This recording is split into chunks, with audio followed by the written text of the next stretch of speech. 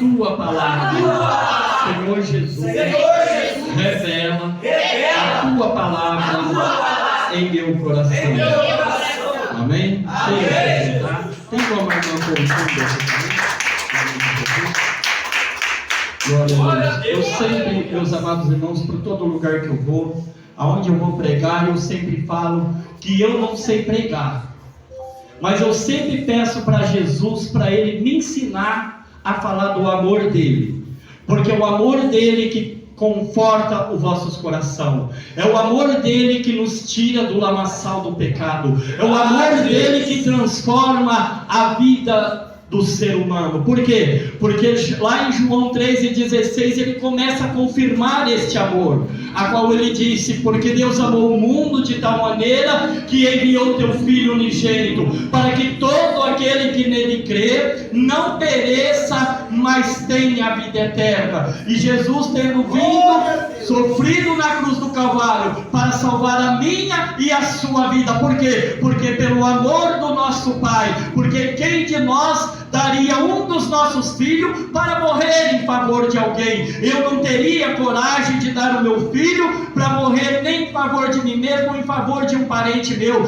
Da mesma maneira você não teria coragem de dar um dos seus filhos para morrer em favor de alguém, mas o Senhor nosso Deus Todo-Poderoso enviou teu Filho unigênito, sem pecado, para que morresse por mim e por você. E lá na cruz do Calvário ele foi injuriado, ele foi cuspido, ele foi insultado, coisas que ele não merecia passar, porque como diz a palavra de Deus, ele foi levado como uma ovelha muda ao matadouro, e nada ali ele disse, nada ali ele abriu a sua boca. Por quê? Porque era necessário ele morrer na cruz do Calvário para salvar a minha e a sua vida. E naquele momento, quando Jesus estava sendo crucificado naquela cruz do Calvário, creio eu que Satanás ali já fazia festa no inferno. Satanás ali já estava festejando. Por que ele festejava?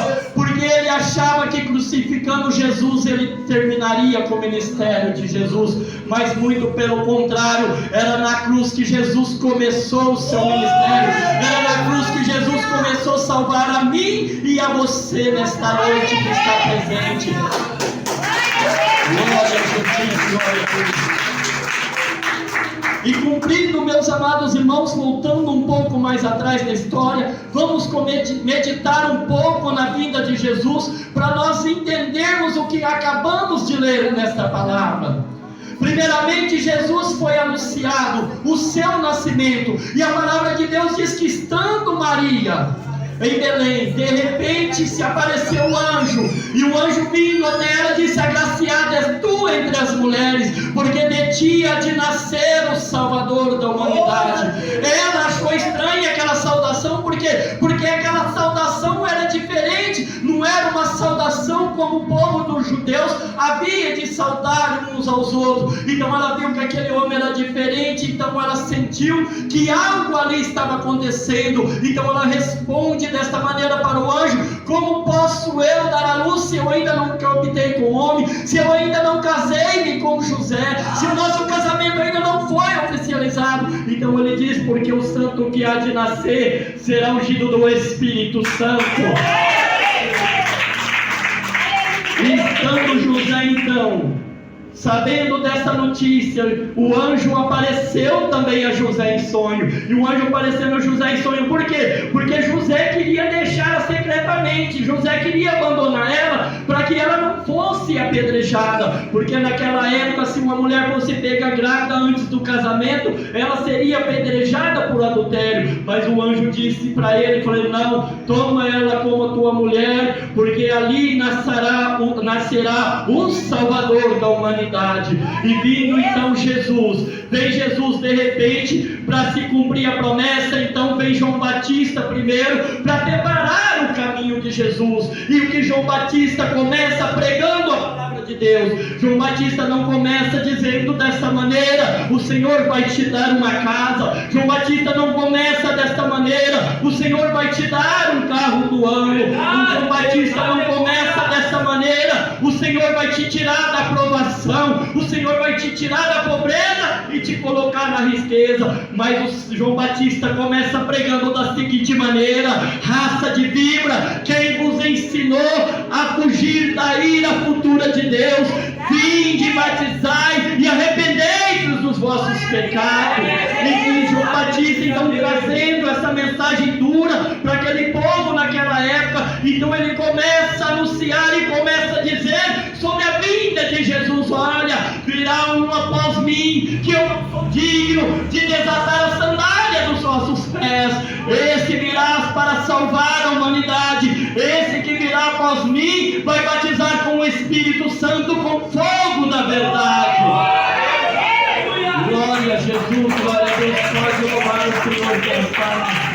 Então João Batista começa a anunciar, e João Batista ali descendo, ali os escribas, fariseus, soldados ali, indignado, admirado com a pregação de João Batista, porque ele tinha autoridade, e com autoridade ele pregava. Mas de repente ao longe começa a vir Jesus, e Jesus vai entrando por dentro do Rio Jordão, e aí então João Batista se cala, João Batista fecha a sua boca e não diz nada. Creio eu então que a multidão começa a dizer: quem é esse João Batista? Quem é esse que está entrando na água? Ele é uma víbora, ele é uma jiboia, ele é uma jararaca. Que víbora é essa, João Batista? Então João Batista abre sua boca: essa não é víbora, este é o Cordeiro de Deus que tira o pecado do mundo.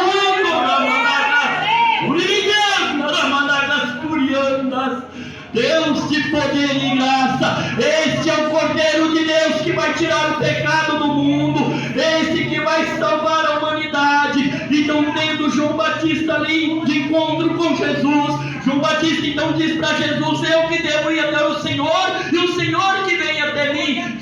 Jesus diz para ele: deixa para que se cumpra as Escrituras. Então João Batista ali batiza Jesus, de repente o Espírito Santo repousa sobre ele como uma pomba, e de repente vem então uma voz do céu que diz: este é o meu Filho amado em quem eu me comprazo, este é o meu Filho amado em quem eu glorifico na face da terra.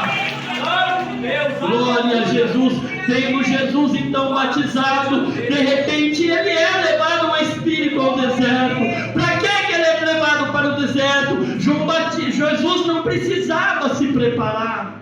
Jesus já era o Filho de Deus, Jesus já era ungido de Deus, não era necessário ele ir para o deserto para se preparar. Mas mesmo assim o Espírito de Deus levou ele para o deserto para ser tentado pelo diabo.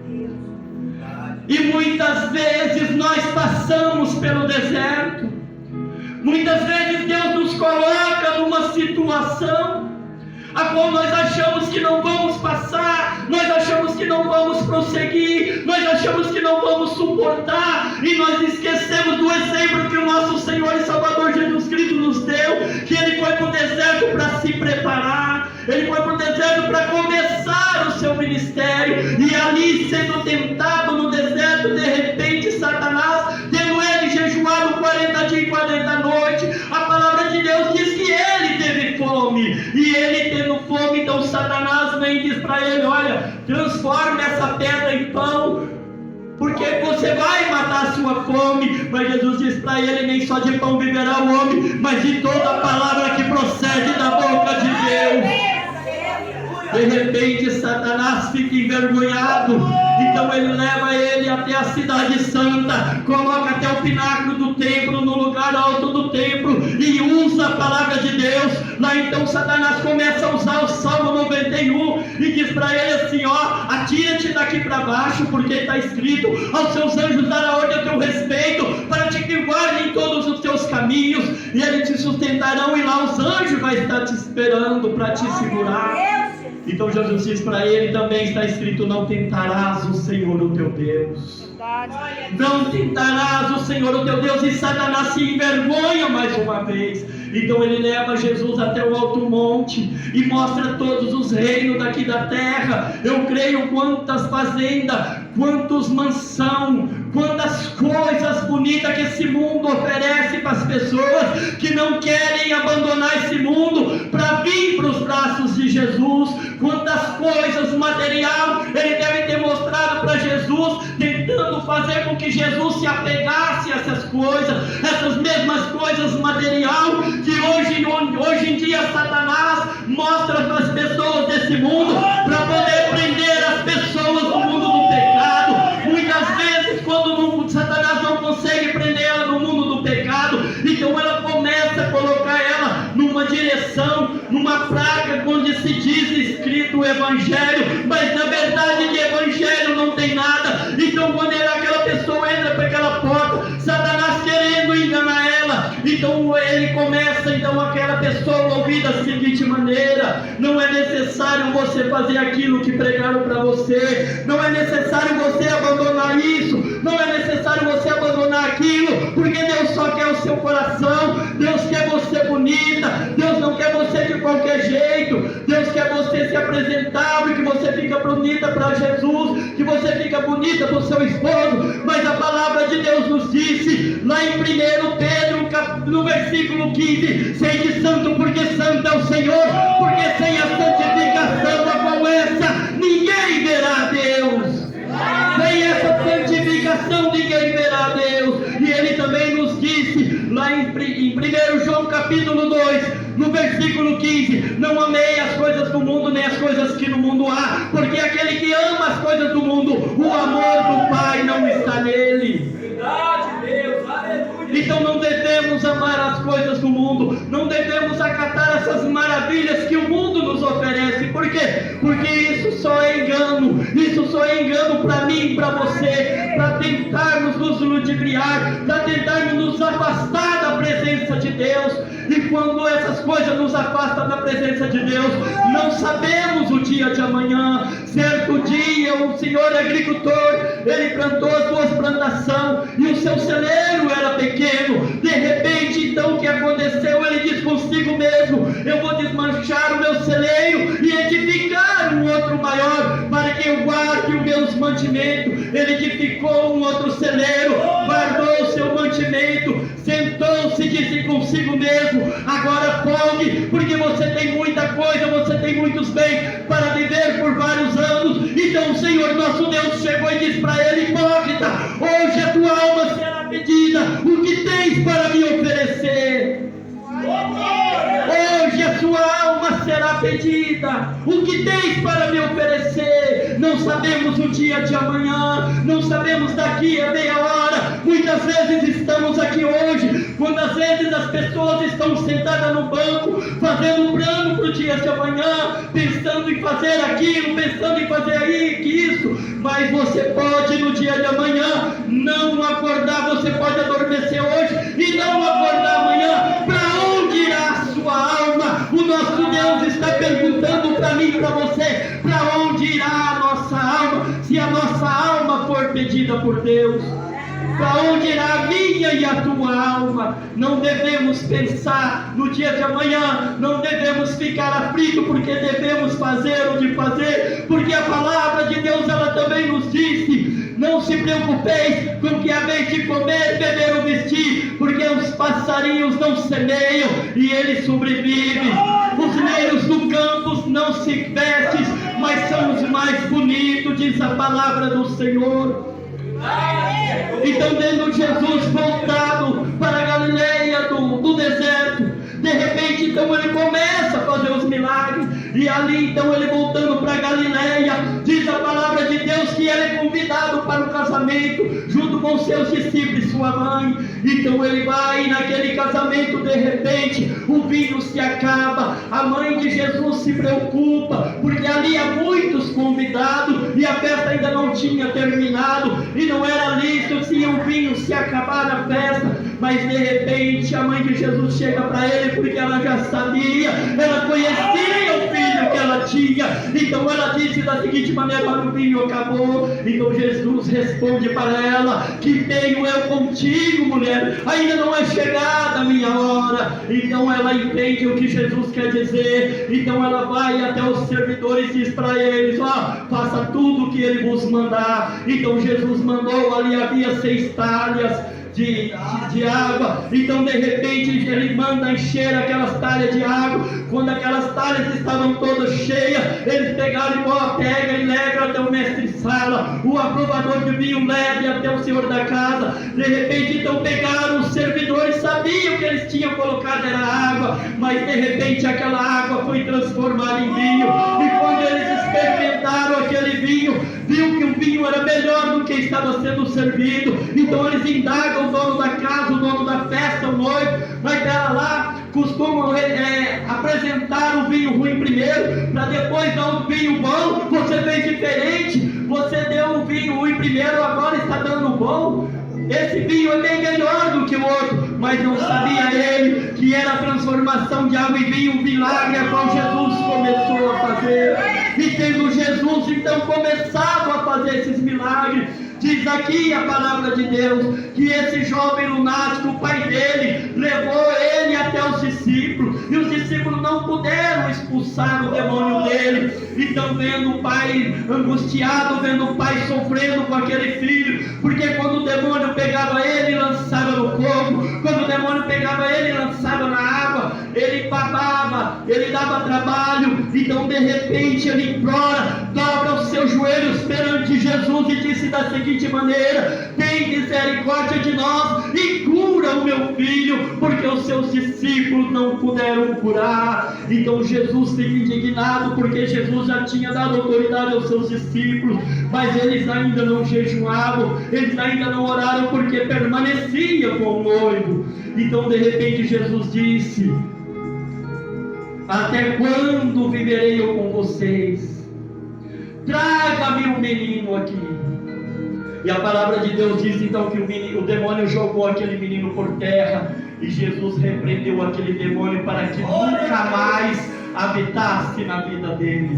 Começa Jesus então a fazer os seus milagres. De repente então, depois de muitos milagres, tem também a mulher do fluxo de sangue. Quando Jesus é convidado a ir até a casa de Jairo, aquela mulher do fluxo de sangue estava ali num arraial, porque naquela época as mulheres não podiam ficar no meio da sociedade, ela tinha que ficar num lugar reservado. Mas imagina a mulher ficar por poucos dias ali. Aquela mulher fazia 12 anos que estava com aquele fluxo, e ela não poderia se manifestar, porque todo mundo conhecia ela. Se ela fosse no meio da multidão, se ela fosse pedir licença para as pessoas, eles iam reconhecer, as outras mulheres iam reconhecer que era aquela mulher que tinha doença, a qual tinha gastado todos os seus bens com os médicos e nada tinha adiantado. Então ela foi se rastejando entre a multidão. Creio eu que ela deve ter cobrido a sua cara para não ser reconhecida, e de repente ela pensa consigo mesmo: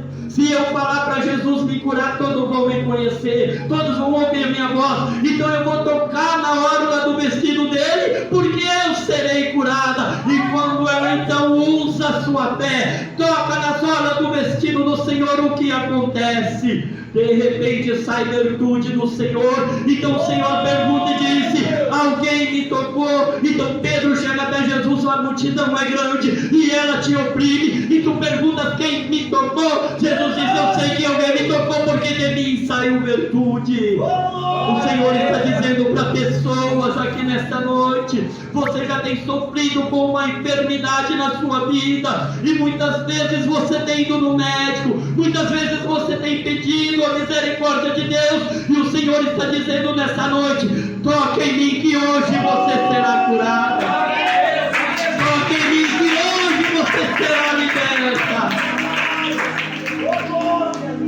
Mas de repente não fica por isso. Tendo Jesus também curado a mulher do fluxo de sangue, ali em Lucas capítulo 7, versículo 11, Jesus está indo à direção de uma cidade, essa cidade chamada Naim. Essa cidade chamada Naim, Jesus vai ali em um propósito. E qual é esse propósito que Jesus vai ali? Libertar o filho daquela mulher viúva, a qual estava indo em direção ao enterro. E quando Jesus vai caminhando com uma multidão, outra multidão vai saindo da cidade, uma multidão alegre acompanhando Jesus, de ver as maravilhas de Jesus, de ver as curas de Jesus, de ver os milagres que Jesus fazia.